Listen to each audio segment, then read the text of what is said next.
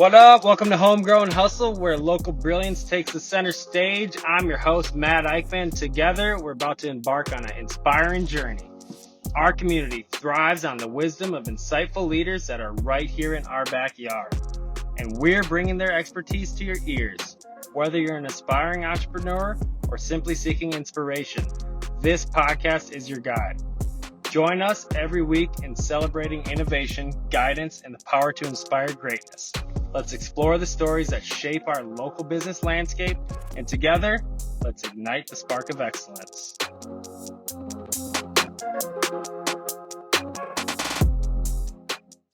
What's up, everybody? Welcome to the Homegrown Hustle podcast. We did something really special this week. I got one of my favorite human beings on here when we're talking about homegrown.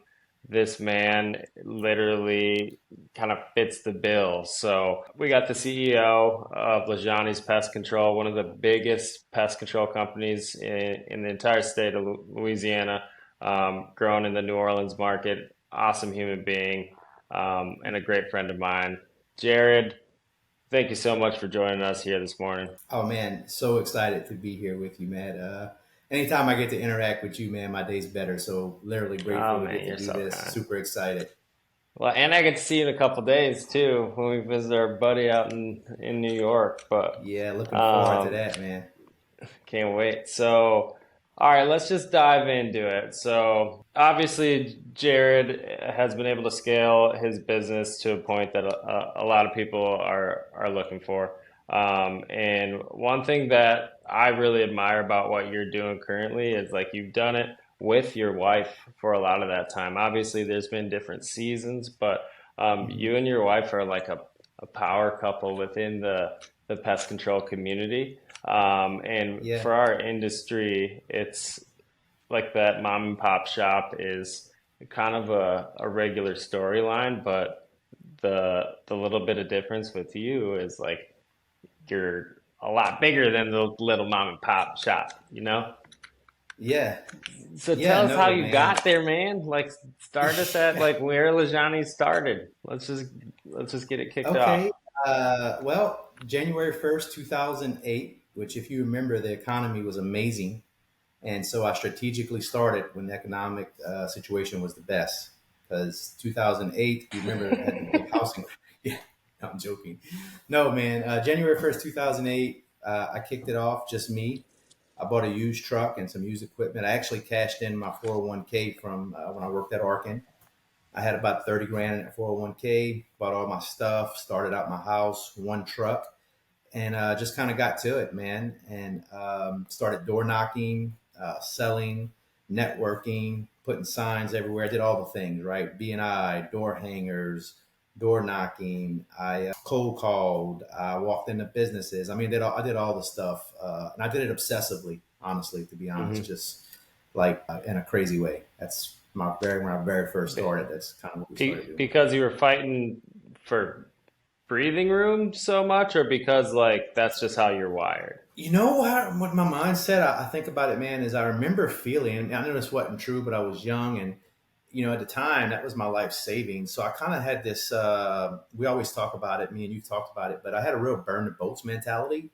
I really, in my heart of hearts and my mind, felt like this was my one shot to make it. And that if I failed, that I would forever be working for someone else for the rest of my life. Now, I've gotten older, I can look back and that may or may not have been true, but that's definitely how I felt in that season.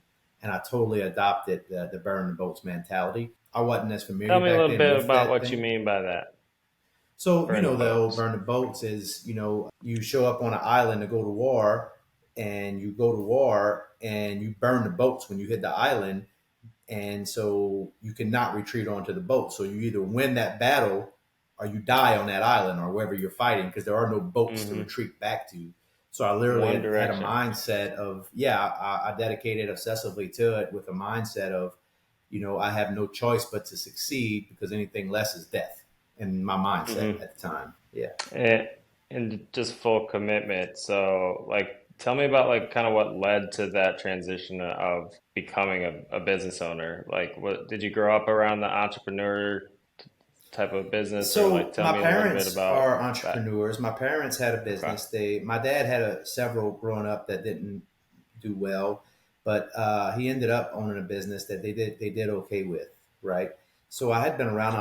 entrepreneurship a little bit, and so yeah, always had that desire and that goal. But as you know, breaking out and getting started is the scariest thing, right? You don't have the Hmm. money, you don't know it's scary. You go from a guaranteed income to if you don't go out and make something happen, you don't have an income. So it's that fear. But I was 28 when I done it. I was actually managing another company at the time, and we had some discrepancies there, and ended up just breaking out. Man, got my license and just went for it when I was 28. I wish I'd have done it 28. when I was 20, but I did it when I was Mm. 28. Just so you have more runway there. I mean, we probably wouldn't know each other if you did it then. So I'm glad you did it when you did. But But I mean, thank you. regardless, the Yes. success you've had is something that a lot of people strive for. And one thing I love about you and Sky is like you're still trying to do more. You're not just like sitting back, feet up, like you're getting after it with an incredible amount of structure and focus. Yeah. So, like going from that beginning mindset you had to have where you're like literally doing every possible marketing and sales thing Yeah. that's out there, you're doing all of them, Doing all and you're things. That's putting on right. accounts to like the mindset evolution that you've had to have over time. I mean, you guys have scaled at a pretty quick Yeah. rate. And now Yeah. you're scaling through some different mechanisms through acquisitions and things like that. So Sure. could you could you tell me a little bit about like some of that mindset evolution and some of the things you kind of had to go through in the Yeah. growth you've had? Absolutely, man. So first of all, I definitely had to grow as a human and in my mindset to grow. I always say that I don't think a company outgrows a person. And so as the company scaled and grown, I've definitely had to grow. And sometimes I feel like the company's even outgrown me in my mindset and my capacity. I've definitely felt like that. But I've definitely had to change my mindset and grow. I've had to educate myself on different skills and grow. There's a lot of challenges along the way, right? Every time you scale up, it changes. You work so hard to get a system in place and an infrastructure, and you're working and you're scaling. But every time you scale up, I'd say, if you go from every time you scale up about 2 million in revenue, everything changes. It feels like you got to change your systems, you got to change your protocols, you have to change the way that you've always done something and be willing to learn to do something a different way, even though it's worked this way for you so long. Learning that what worked to get you here won't work to get you over here is Mm, hard because when you have success with something, it's human nature. You want to hold on to it. You want to continue to do it. So having an open enough mindset to learn to do something totally different than what's really worked well for me hmm. over here can be challenging, right? But as you know, we do the mastermind. We do a lot of conferences. We're steadily reading books. We're trying to surround ourselves with people that are smarter than us, and trying to always Hmm. remain hungry and open minded to keep moving forward. And it is a constant battle. And Sky, she's with us. I'll be honest. I mean, Sky, we wouldn't have half the success that we have without her. She's amazing. I mean, the intensity and the infrastructure and systems The that she brings blade in is just, just yeah. I mean, she's, absolutely cuts through stuff, and oh her yeah, man, she focus. gets I it was talking done. to my wife about it the other day. Like she's her ability to have like a high level of focus with an Yeah, incredible amount of intent behind it for extended period of time. Like I haven't met a lot of people like that. Um, yeah, it's so powerful. and you two complement each other really well, and you work in Lajaunie's and on Lajaunie's and the vision of it, and you're really in that visionary integrator role as a Absolutely. husband and Yeah. wife, and that's super super cool, super special. So, are there some things that like were resources that have helped you kind of cultivate that relationship that you have with Sky over Whew. the time? Because there's a lot of people that are Yeah. um, Yeah. working with their spouse, whether intentionally or they just get drug into it, right? Yeah. So working with your spouse is hard, period, right? But, scaling a business by yourself without your spouse is hard. So choose Yes. your hard, right? Hmm. Which hard do you want? Because both are hard, right? I mean, one aspect, you're by Hmm. yourself, you get to make all the decisions, you're the reigning king, but all the pressure's on you, all the responsibilities on you, and you really don't have that true partner that has a vested interest similar to yours to really help you, right? So that's hard. You bring Hmm. your wife on, and it helps a lot, especially Sky. She brings a lot of talents, she's very smart, a lot of focus. I mean, she really helps. But then it does change the dynamic because now you got your spouse and you're married, but you're also now Hmm. business partners, and you have to respect their decisions and what they want. You have to learn to empower each other. You have Hmm. to be able to disagree but agree in public, and it definitely can stress a relationship.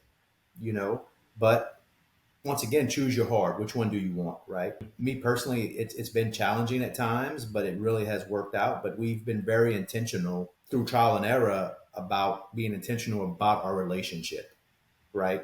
Like really drawing some Yeah. boundaries, taking Especially because time off. if it's going to Just, be called, I'm sorry. got a lag on my end. Hold on, I'm getting a little lag on your audio. That's all right. I don't know if it's my internet or what. Cut, Gila. I'm not noticing lag, but Yep, I mean, good. Now we did have it's one just not second though. coming through. Maybe if I turn my camera off, that might help. I really just need to see you, Jared. That's cool. Let's get back at it. Okay, so ready to go, Gila.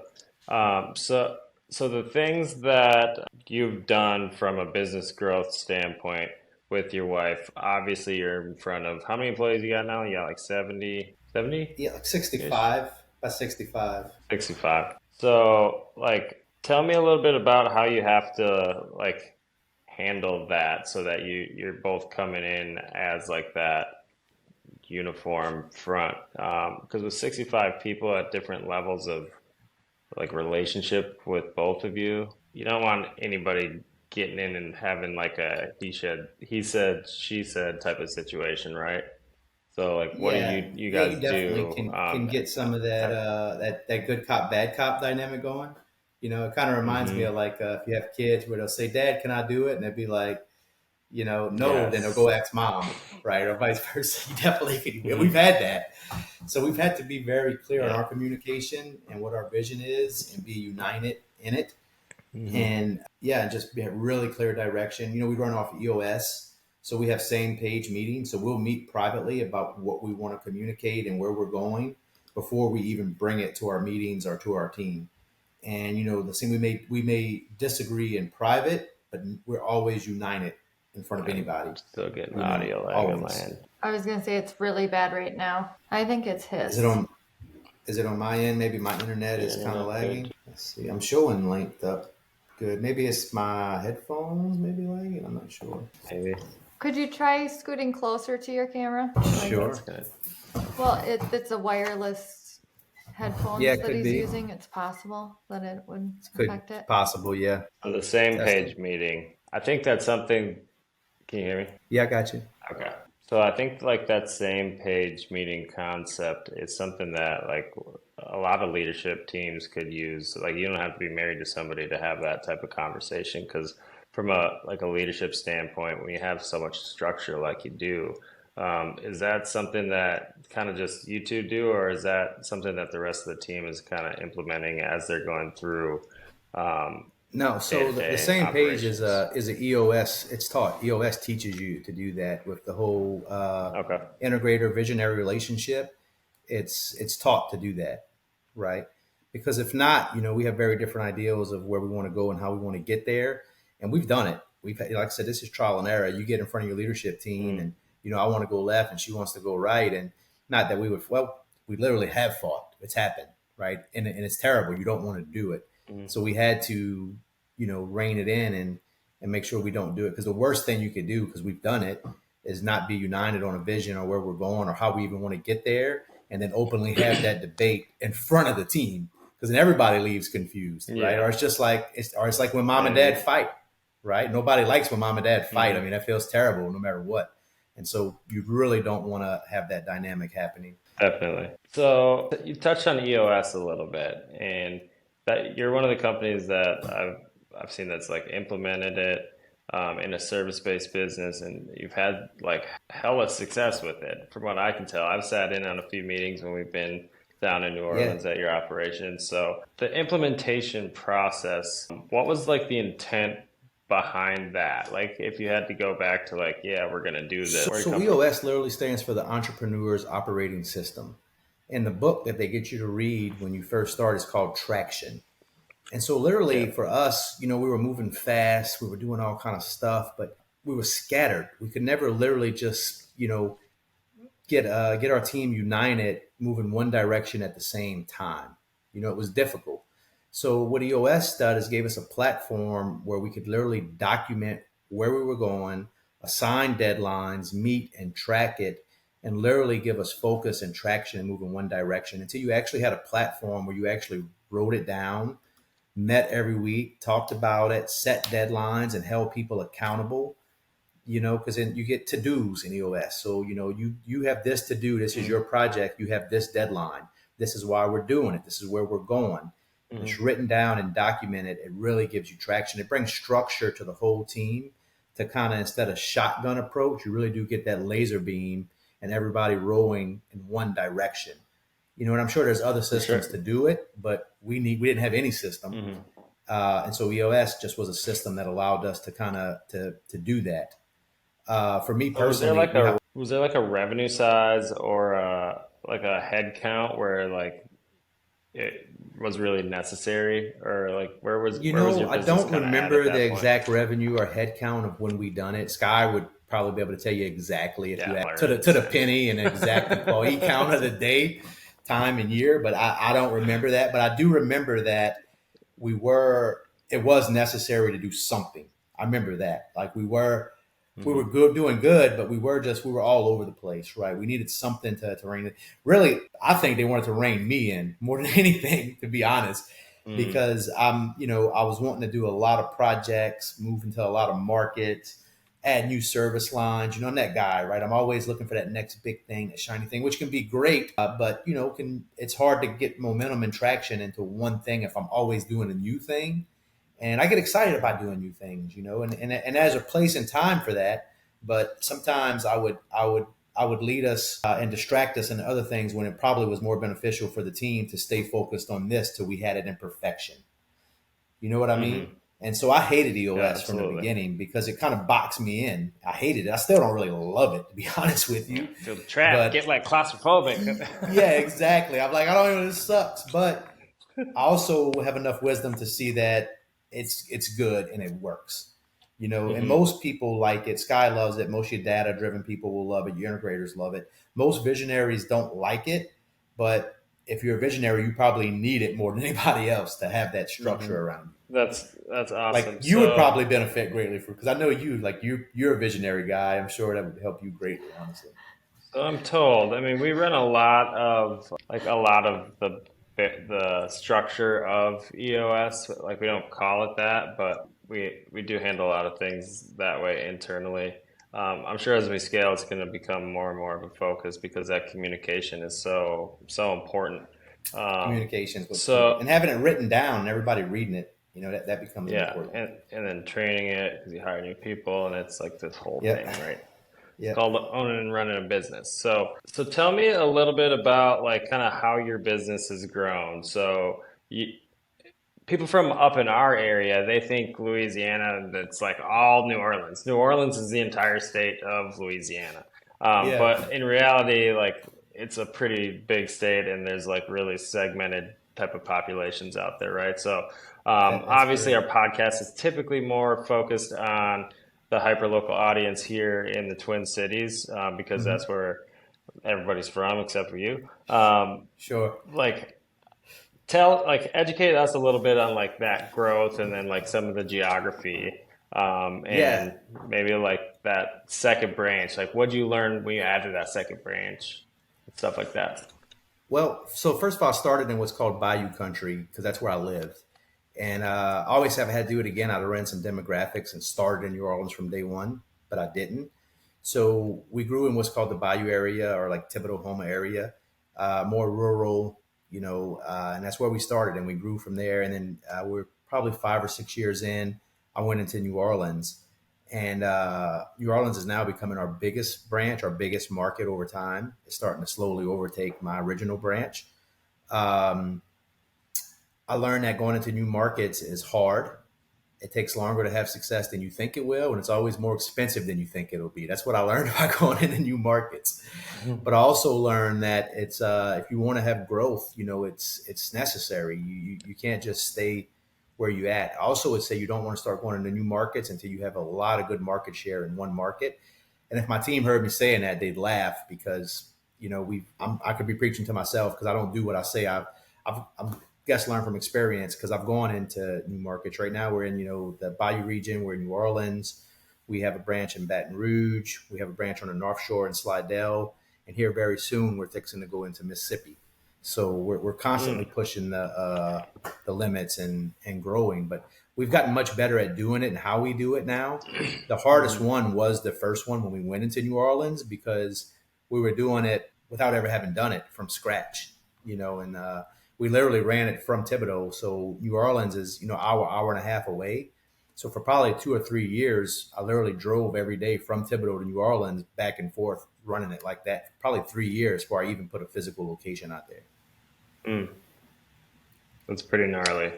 I mean, I know there's some businesses kind of out by us now just because real estate prices are going up, or that's becoming more and more common, that commute like into the city. But you were doing it not as like the primary business, it's that kind of secondary, maybe could be a distraction if it's not actually successful, but like if you're out No, there once every again, day, once I maybe. decided to go to New Orleans, I committed to it 100. Like there Hmm. was no doubt in my mind that we were going to do it. We just did it. I had another salesman working with me, and literally for 2 or 3 years, like we'd be on the phone 8, 9 o'clock every night. Driving back from the city in traffic. Like we'll be out here again tomorrow, and just running it like that. Every now and then, if I had a lot of work, I may even get a hotel room, stay a couple of nights out there and stuff like that. But yeah, we never we definitely could have failed, but I guess my wife calls me the ultimate optimist. Anything I do, I believe is going to win and be successful, even if everybody and all the data tells you it's not. I always believe I'm going to win, even when Does even when that I've come? lost. I just always feel like I'm going to win, and I'm wrong, but I always really feel that way when I'm doing a thing. Where does that come from? Losing a lot? No, I don't. I don't know, man. I just, Being able to have that confidence, though, like, do you learn it along the way, or somebody teach you that, or? No, I don't know, Matt. It's a great question. I think I've always been that way. I don't know why or how. I mean, it's not that I'm always right either. Don't look, I lose. I've lost a lot. Hmm. I've definitely had some ventures where I've gone in thinking I was going to win and I didn't, and, but Hmm. I always go into a thing truly in my heart, thinking, believing it, even to the point where if somebody told me different, I'd argue it like, you're wrong. I'm going to win. I don't care if we're $20,000 overdrawn and they don't got no market. We're still going to win. Like, Hmm. don't tell me we don't have no Just that money. belief. We're still going to get it, right? Like, whatever. Yeah, for sure. So how many years after you kind of started Lajaunie's before you added that second branch? I think I was about 6 years in before I added that second Okay. branch. And Yeah, then was I had a it pretty like you solid attacked? branch. And I'm sorry, go ahead. Go ahead. So I had a pretty good business in my hometown before I went to. I was probably about 1.5 to 2 million before I went to another branch and launched another branch. So when you made that decision, was it like we've kind of maxed out the growth opportunity in our local market, or was it something else that kind of triggered that as far as the strategy So for your business? we still had room to grow in our local market, but we was a smaller market, so there's only so much growth. Really, at the time, I just had a. It sounds silly, but I just kind of had revelation that hey, I live an hour and away from one of the best pest markets with one of the largest populations in my Yeah. state. Maybe I should go over there and kill bugs. I bet you I could kill more bugs there than I can here. Let's go see. That was pretty much the extent of my thought Let's try. process. So you just like started selling in New Orleans? Like, was there like What did I marketing, or was do? it literally just I presence and I you went out there guerrilla selling? marketing. I went put signs out everywhere. Got the police called on me Hmm. several times. Once again, started door Perfect. knocking. Joined B&I's in New Orleans. Put out signs. Started calling all the realtors. I called all the home inspectors. Started donating to the local sports teams in New Orleans. I did all the things again, just like I did before. I So did door hangers again. Just started door knocking again for the second time. so sounds like literally omni-channel type of approach. Being that you've actually tried all that stuff multiple times, it sounds like. Is there like a lead source or some type of marketing or opportunity creator that you found to be better for a service industry than You know, uh, that's an others? excellent question. And the truth is, in marketing, we always look for the silver bullet, and there is no silver bullet. It all Mm, works sometimes, and then none of it works sometimes, right?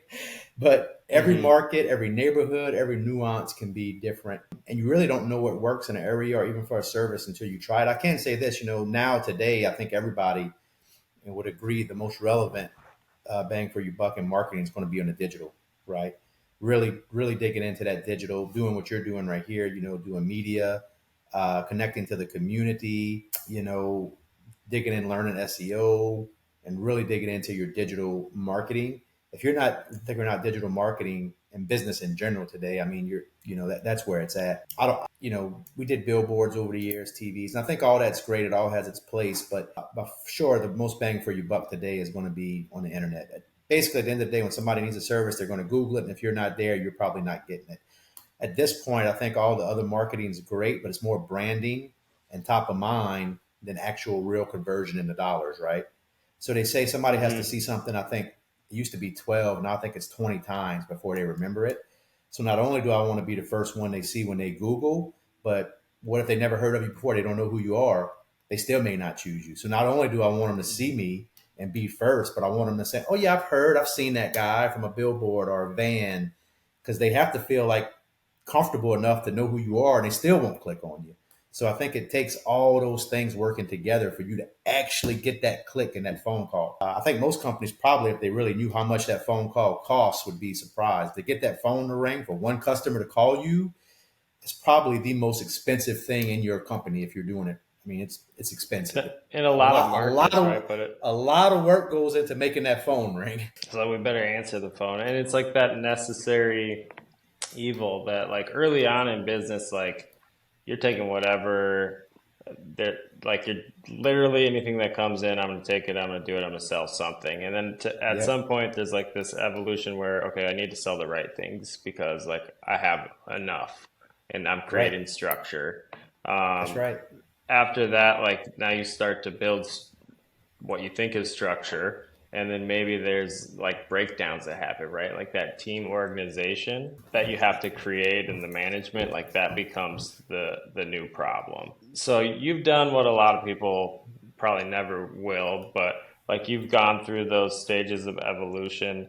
So now your business is running like a machine, right? Are there like a few like growth stages that you could like identify where it really picked up or like slowed down or like any like key trends at particular times of that growth that you've had? Yeah, I mean, man, it's been up and down, right? I mean, I tell you this, getting to 1 million in revenue was still the hardest thing I've ever done in my life. I'll tell you that much. From Was zero to one was million is like that's the hardest, right? hmm And the least profitable. And it always breaks people's heart when I tell them that because you got to work so hard to do it, and you got to get to 1 million before you can get to two, and getting to a million is real hard. But most companies, when they get to a million, they like, man, I was making more money at a half million. Yeah, I know. and it's tough to have those like psychological shifts, right? And because you don't know it's always coming You unless you don't listen to know. podcasts like this or learn from somebody. Hey, So there you go. so the growth that you had to have, hold up, let's pause right there. So you said hitting a million was like the hardest thing. Was that like the original goal you had, like when you were kind of busting your butt out there selling, No. doing every marketing? Like, So was it like what actually, was the goal? my goal was to be able to pay my bills and my house note and my cars and not go bankrupt because I went from not having no money, I had no Step one. backup, like literally. And literally, like along the way, I really pushed it. I was having some financial issues, like literally, I almost lost my house, almost got my car. Like I really pushed it, because in the beginning you don't make hmm a lot of money. I was pushing it, and literally, I never forgot when we got to a million. I had a team member with me, and I was really in the grind at this time, because I think I had my sales manager at the time tap me on the shoulder, or somebody on my team. They tapped me on the shoulder and were like, "Hey, just so we just hit a million in revenue." And I remember I was like, "Oh, that's great," and immediately like just didn't even acknowledge it and went right back to work and what I was doing. and didn't even really think about it again. Probably till I never even thought about it again until I was probably at 3 million. And then somebody was like, "Hey, Mm, we did 3 million in revenue," and I kind of stopped for a second and was like, "Damn, really? That's freaking awesome," you know? yeah. So how do you handle that type of like constant growth? Like what's the focal point for you, I guess? As the visionary, is there something that you're striving for, or you and Sky have like come together and We like put it we out have a there, or BHAG. We have a BHAG now, a big, hairy, audacious goal. We have it written down. We have a big goal, but no matter what the goal is, we want to strive for it. But I don't think you ever want to stop growing. Like, what do you do? Like, I think I always say things that don't grow are dying. Like, if a tree's not growing, it's dying. mm, If you're not, things that are alive grow, right? Also things that grow change, and change causes chaos. That's the hard part. That's why a lot of people, you work really hard and you get comfortable, right? And I'm scared to be mm, comfortable. I just am. I know some people strive for that, but I'm scared to be. I want to always the day that I'm not wanting to grow and progress and get better is the day I'm gonna stop doing it, or do something mm. else, right? Even Yeah, honestly, so put so that passion to work. right now today, I'm really not even in the day to day. Lajaunie, Sky is, and my team. I've actually transferred, and my parents have a business, and there's some issues, and I've actually taken over their business. And my day to day right now, that's where I'm at right now, is in at that business, and I'm running their business for them and looking to purchase Mm. their business. So that's what I'm doing right now. Yeah, I mean you're doing a lot. I know you've got some real estate as well. So, but you've been able to build that, like you created that with kind of all the hard work you put in, right? Like you create that structures and machines so it can run, and now you can figure out and put your attention in other areas. And that's like super Yeah. powerful. So, as like a visionary and CEO, like are there things that you like ask yourself as the CEO to like try to fill that role the best for Lajani's, or like what do you Yeah. think about it? Actually, I think one of the most powerful things I've ever done for Lajaunie, because I am CEO on paper, but I don't really act in that function anymore. We have an operations manager, and then Sky, they fulfill that role. Sky more than anybody, and my operations manager. You know what I found out about myself, Matt? I'm not a good CEO. I'm not. Hmm. I'm a terrible CEO. I'm just be honest with you. And to be a good CEO, you really got to do some things that don't come easy to me. A good CEO, you better know. You really got to be into the technical side of things. You really got to be into the structure, and to be a CEO is a lot of responsibility. It's not a joke, right? I'm a great visionary guy. I'm great at selling. I'm good at marketing. I'm good relationally. I'm an okay CEO, but I think the best thing I've done, one of the hardest things I've ever done, is step back from my company, realizing that, and allow other people who are better at it than me to come in and have control of my baby and let them have it was one of the hardest things for me, because it's literally like giving somebody else your child and trusting them to, hey, can you take my baby to the supermarket and get some groceries, and let them do that. It's super hard, but in hindsight, one of the best things I ever did is kind of let go and let other people have some control and some input, and grow and do things better than me. It's one of the hardest things I ever done, but that's the truth. Was it something you like tried for a while and then finally had success, or did you just like completely pull your focus out? Because like as a business scales, you get to a certain point where it takes a lot of time to like deliver change and like actually like Yes. take this vision and like push it through the 65 employees and get buy-in from Right, everybody. right. So I really loved running a 20-person team. I loved it. I was energized by it. I could give new ideas. We could do things fast. I can get everybody in one room and talk to them together and really communicate well. But as it grew, man, what you learn is, you really got to be and do something different. You have to have a lot of processes and books. Things have to be written down. I can't even get everybody in my company in one room and talk to them. It's like you can hardly even do it now, right? It became very difficult and challenging to run, 65 people versus 20, because you're right. You can't do things as fast as you once did.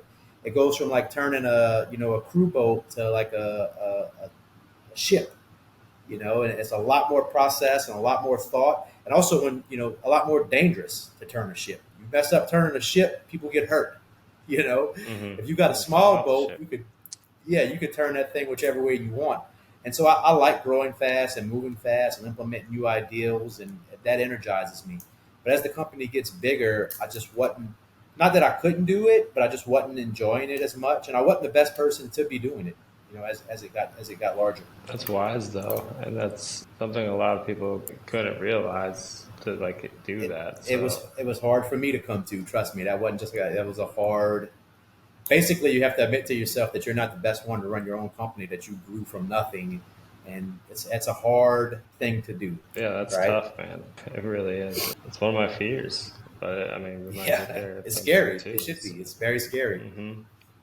But you're smarter So, than me, so you'll be good at least oh, to 20 million, stop. Matt.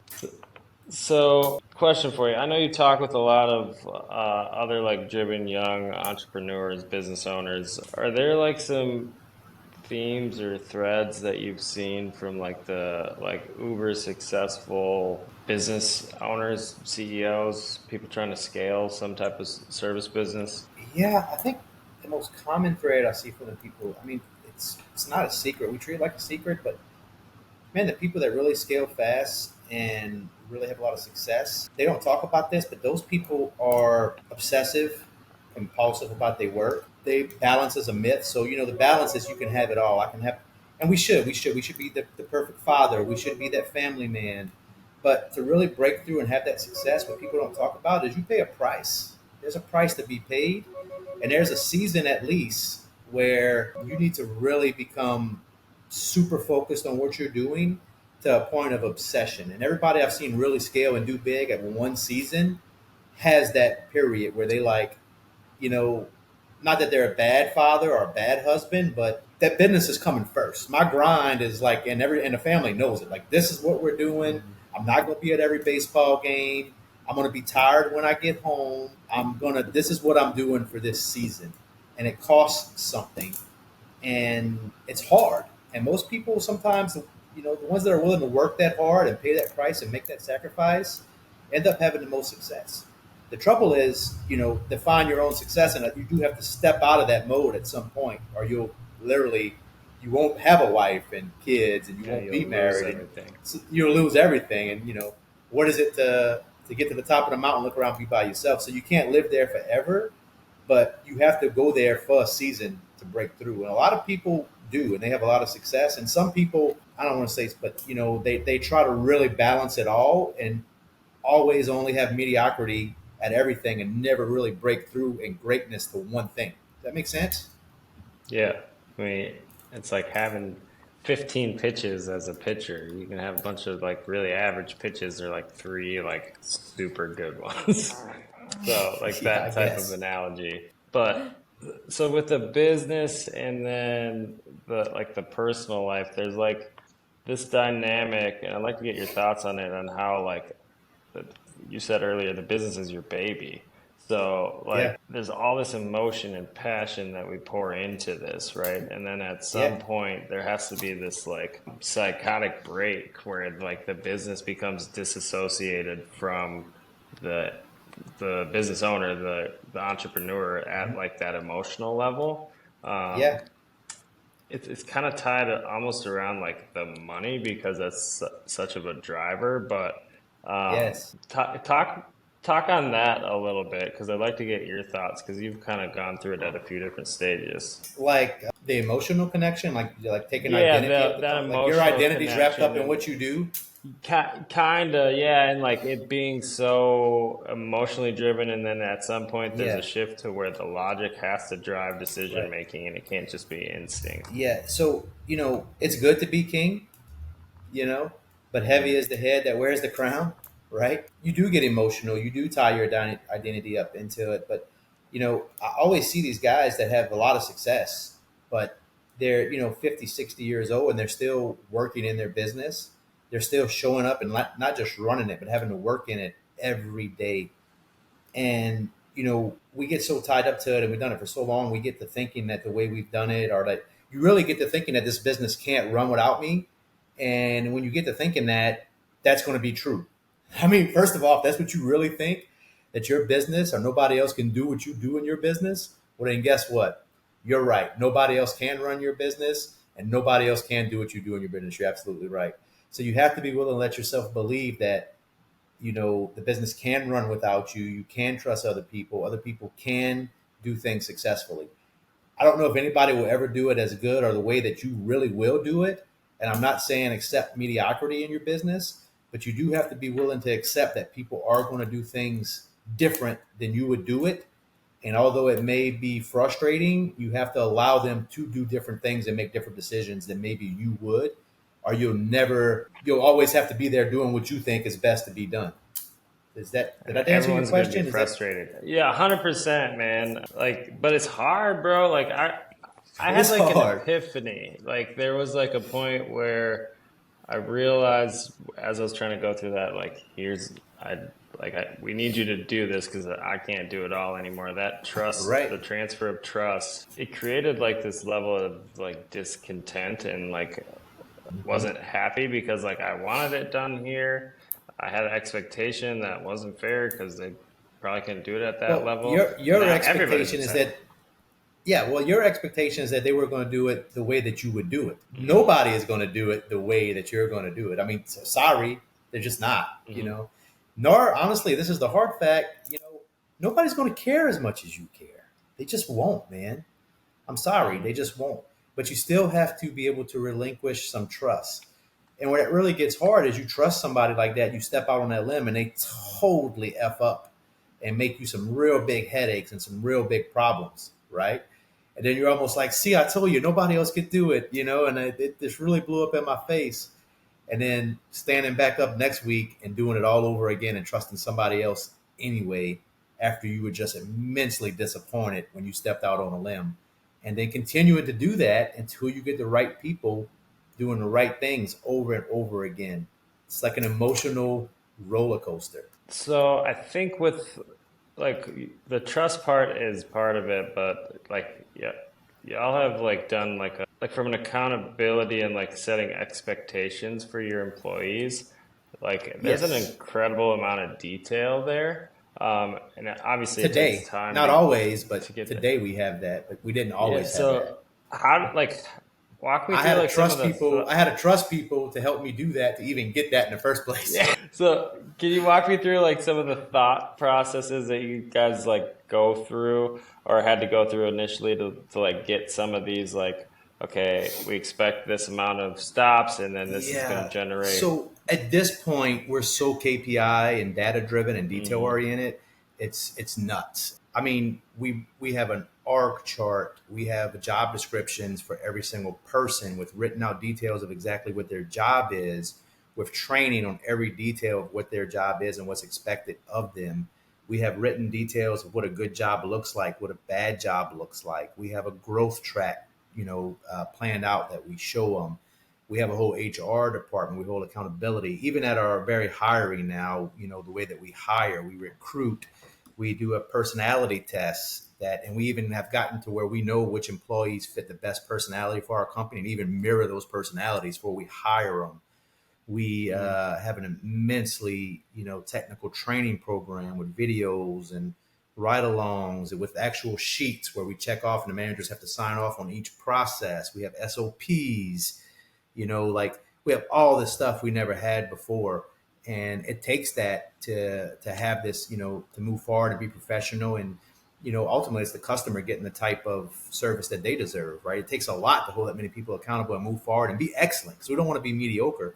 But even with all those systems and all those things, we still have numerous challenges every day, right? But those systems really do help. Also, I found, when you have those systems and those professional and you get better people, the better people you get, you attract better people. Good people don't want to work with mediocre people. As a matter of fact, if you get really good people on your team, mediocre people will kind of just see their way off of that team because really high performing people will hold people accountable, and people that are mediocre don't want to be held accountable. They kind of just see their way all on their own off. And then vice versa. If you get a bunch of good people and you don't hold mediocre people accountable and you let them run ramshot, good people are going to walk. Good people are not going to be around mediocre people, right? So you really got to just, try to get the wrong people off your team quick and really take care of your good people. And the people that you know that are good, that are A players, that are really high caliber people, we try to take care of them, in a crazy way.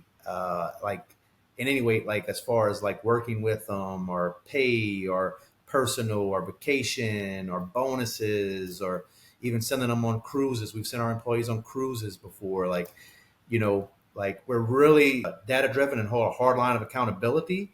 But if you really are good, we also go crazy the other way with it and really want to. We'll pay for their education. We'll send them on. Like we really go crazy and trying to make them understand that hey, you're doing a great job and you're who we Hmm. want with us, and we're doing this thing together. That makes sense. Yes, but it's like after they build trust, like then they Right. take Yeah. all After that. they Like build there trust, has to be after we know that, hey, you're not mediocre, you're yeah, amazing. you've We love you. demonstrated these Yeah. things. Right. You've demonstrated these things over a period of time, by the way. Hmm.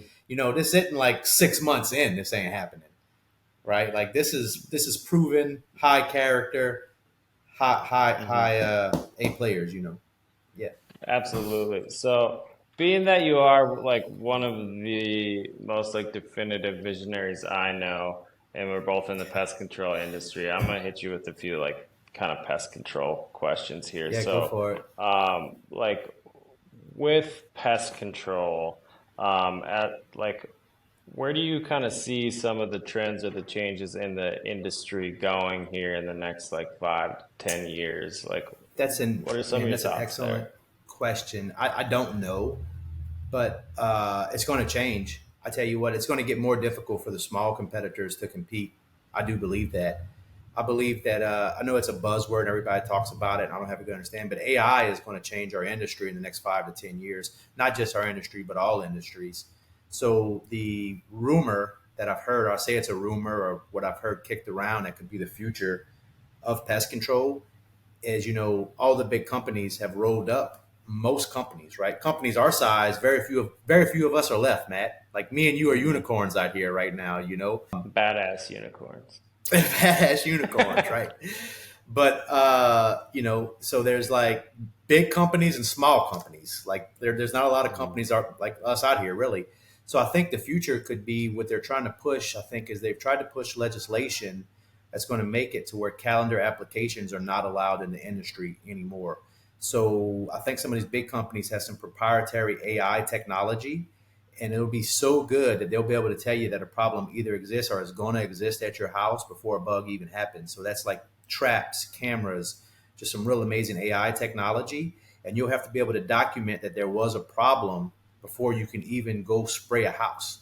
So the way that model would look for these big boys is they would still charge you, whatever, 20, 30, $40 a month, whatever the price is, but they would only go out maybe once a year or when the AI alerted them to go to your house, which would make pest Hmm. control extremely profitable. The other side of that legislation is Most that they would profitable. do, yeah, very profitable, but also kind of crazy, right?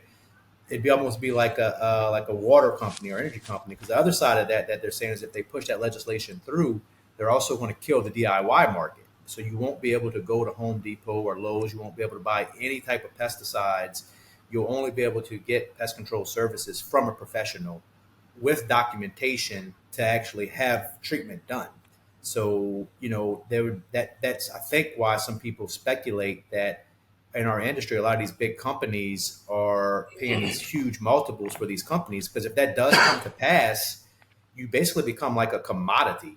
And I mean, if you could charge the same price we're charging Hmm. now and go once a year, the profit margin goes to the roof. Now, this is all, I don't know if this is going to, but this is a real possibility that's been laid out that could be the future of the pest control Yeah. industry. So if that is the case, and you don't have the resources and the technology and the ability to keep up with that as a small company, at the end of the day, the consumer controls the market. And I'm sorry, if there's Hmm. laws and you're a consumer and you can literally tell me there's going to be a bug and guarantee there won't be bugs in my house, and the other company can't do that, the other company's going to win 100. So it's going to be very difficult for smaller 100%. companies to compete. So we really need to stay on top of that and be watching that. Now, is that going to happen? I don't know. There's a lot of variables, and if it does happen, it's at least a minimum of, in my opinion, 5 years out, maybe more. But That's Hmm. the biggest shift, or I don't want to say rumor, but the biggest thing I've heard that could be a possibility in our industry, which would be crazy, right? Crazy. Like a book 1984, but like a pest control It would be edition. crazy. Um, It'd be, if you can get with it though, it'd be a great thing so, to own a pest control company, right? Or not. I mean, I don't know how you oh look at it. yeah, yep. That's what we're banking on. Hopefully that works out for us. Yeah. So let's touch on some pest control specific things. So I'm gonna throw there's a few things out there that are kind of topical to our industry, and just tell me like first couple words you think about. Residential pest control. Sell more of it. If you don't have a lot of Okay. it, stop selling everything else and just sell that so you have a lot of it on your books. Customer service. Yeah, be the best at it. Don't let anybody be Be the better at best customer at it. service than you. Live and die on it. Wildlife control. What about wildlife control, Matt? What about it? What exactly Whatever about comes it to do your you mind now. wildlife What do you control? think? Well, we do it and we do it Okay. well. Sounds But like you love it. if you can make a living without doing it, don't do it. I Tough. guess no.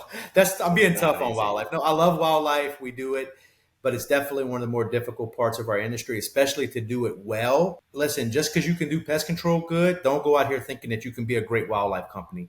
They're two different industries with two different skill sets, two different businesses completely. And don't be a pest control guy and just think you're going to start doing wildlife and that you're going to be great.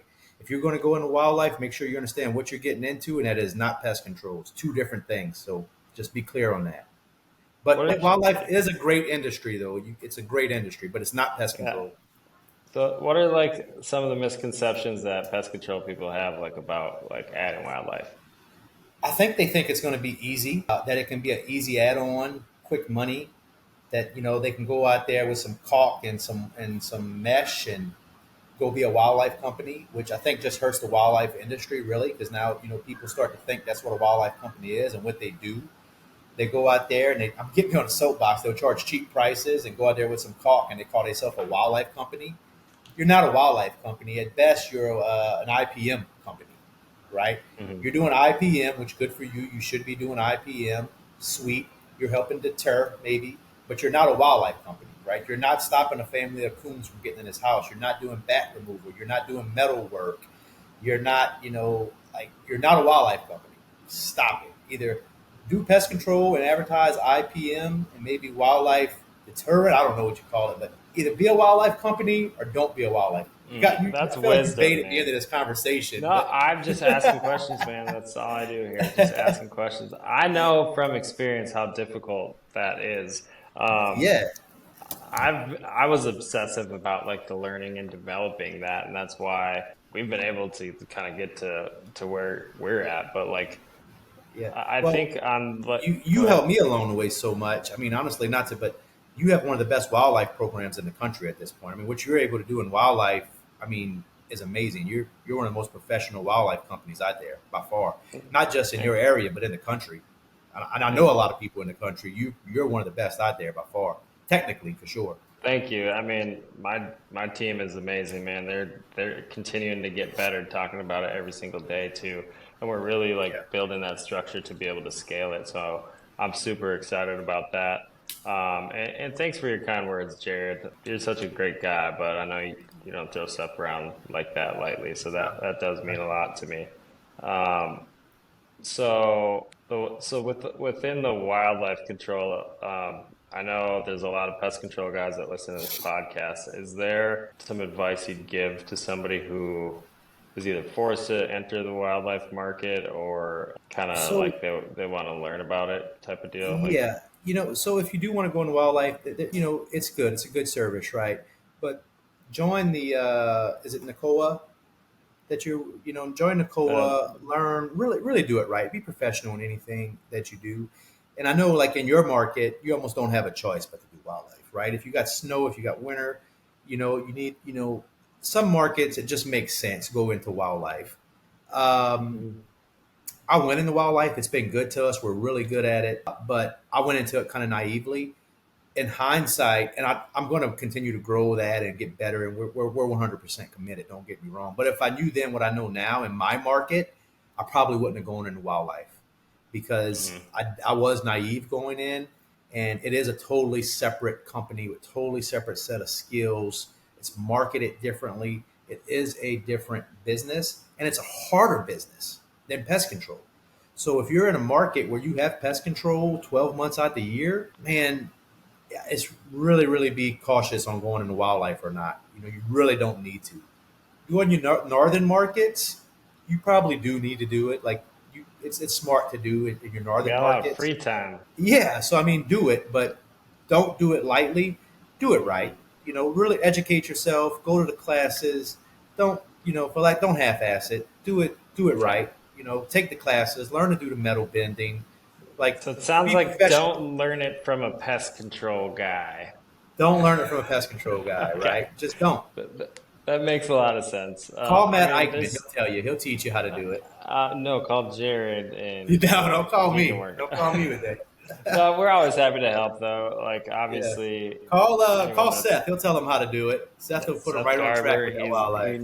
he's actually taught me how to do it all.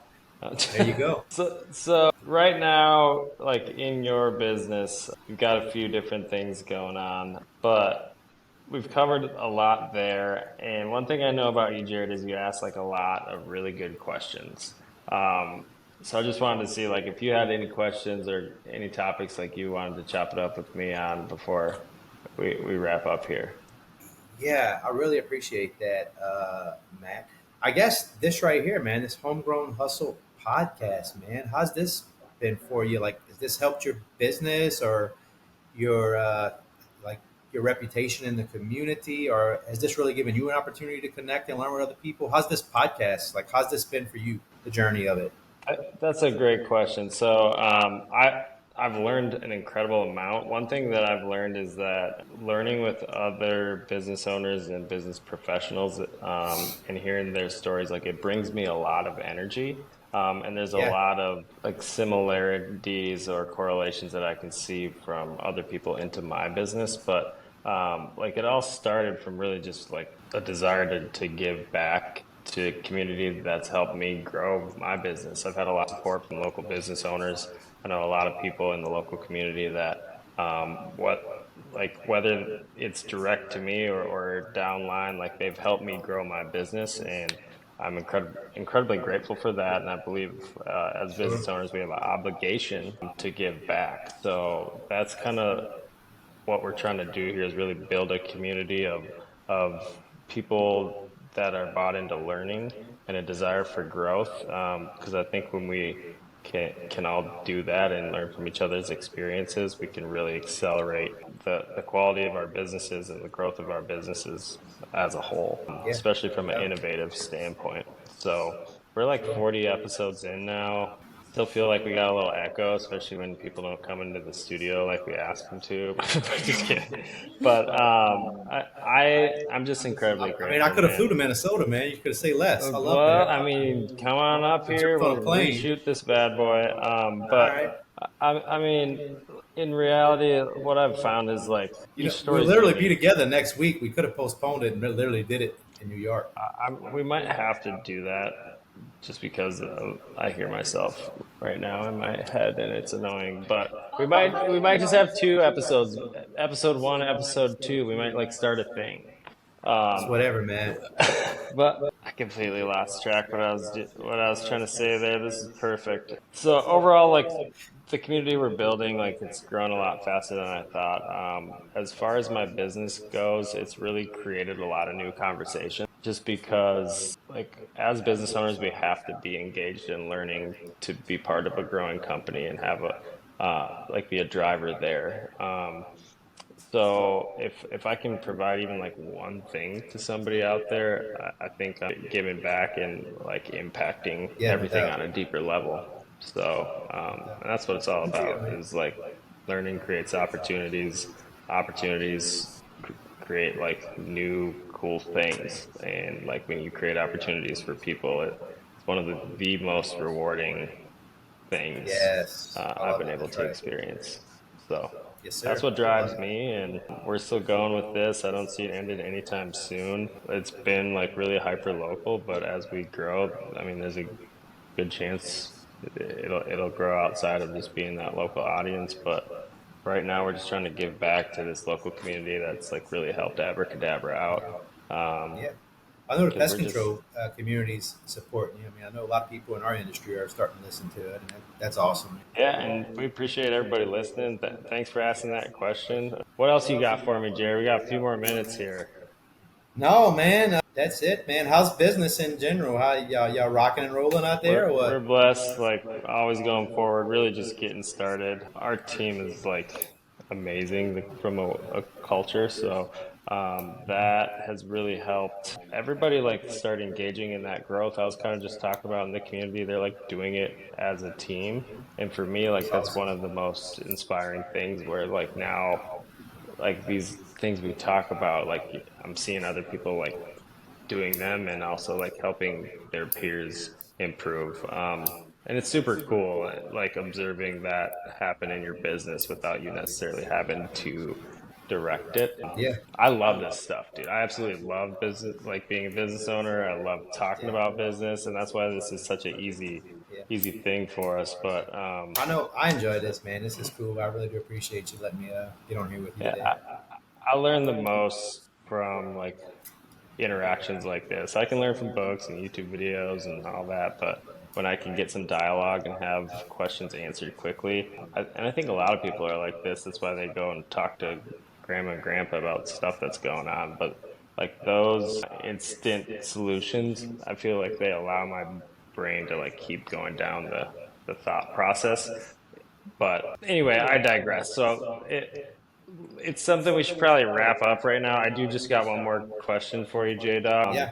So we asked a question to everybody that comes on, like show's called the Homegrown Hustle, right? So in regards to hustle, there's been a lot of different feelings, whether it's a good or a bad thing, right? Hustle, that word's kind of got different context, but for you, as one of the most successful entrepreneurs I know, like what does the word hustle mean to you, Jared? I guess, man, hustle would just stay hungry, stay pushing, stay growing, stay doing what you do. Don't become complacent. Don't let yourself become comfortable, and always continue to push yourself towards the things that are hard.